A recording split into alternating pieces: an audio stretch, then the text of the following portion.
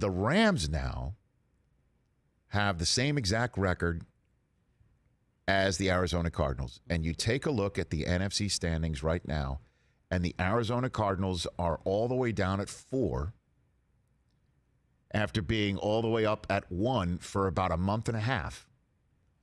And they are now at 4. And the Los Angeles Rams are sitting there at 5 with the same exact record as them and the same exact record as the Tampa Bay Buccaneers and the same exact record as the Dallas Cowboys. The Rams can win this division, or they can be the 1 seed if Green Bay somehow stumbles a couple of times. That's the problem for the Rams, to try and get this thing all the way through SoFi to the very end, is they came off of their bye and lost in Green Bay.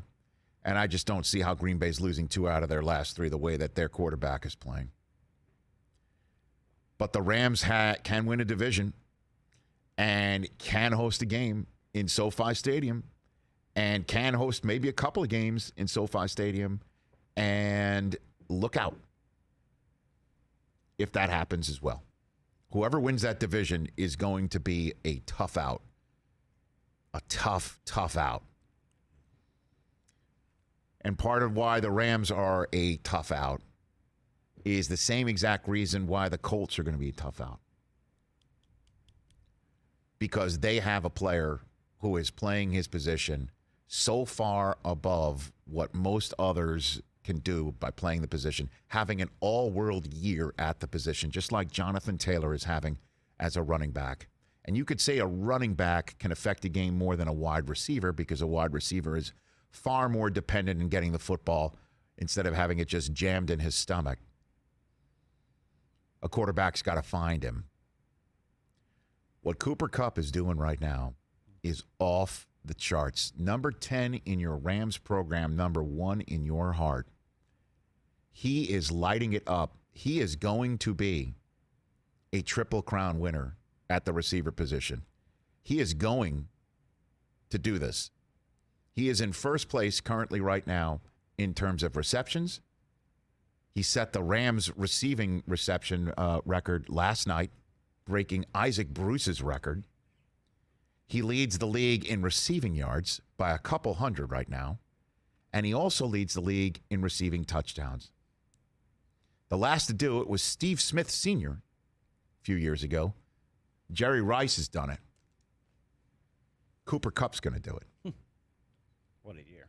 And he is 1 behind the NFL record for receptions in a season. That's Michael Thomas. These are on-pace stats right now.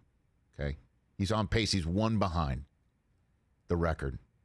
He is on pace to break the receiving yards record. Wow. And receiving touchdowns as well. He's going to fall short of that. But Cooper Kupp's lighting it up, folks. And I'll tell you this. If Kupp breaks the record for most receiving yards in a season, got to give it up to Matthew Stafford, because he's the quarterback for both. Calvin Johnson and Cooper Kupp. And last night, the Cooper Kupp touchdown that put the Rams on top, the reception that put the Rams on top, was amazing. Pitch and catch. Because when Stafford released it, Kupp didn't look open, and he threw it to the spot where he thought Kupp was going to go. Yeah, and Kupp did go there. The window was so small. And it was up top, and Kupp grabbed it and then made a touchdown out of it. Great. That's why the Rams can be dangerous. And, of course, I understand like a quarterback and a receiver combination is definitely less reliable in a playoff game than a running back can be.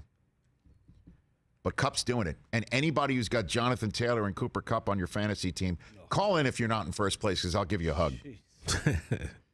2 of the greatest fantasy seasons we're seeing. And both of them in the worst fantasy week maybe in the history of fantasy football, that probably eliminated so many teams that were terrific all year long, and then they just ran out of gas. There was nothing. There was no blood left in the stone. Both of those guys lit it up anyway. So dude in my incredible. league has Rodgers, Kupp, and Mark Andrews.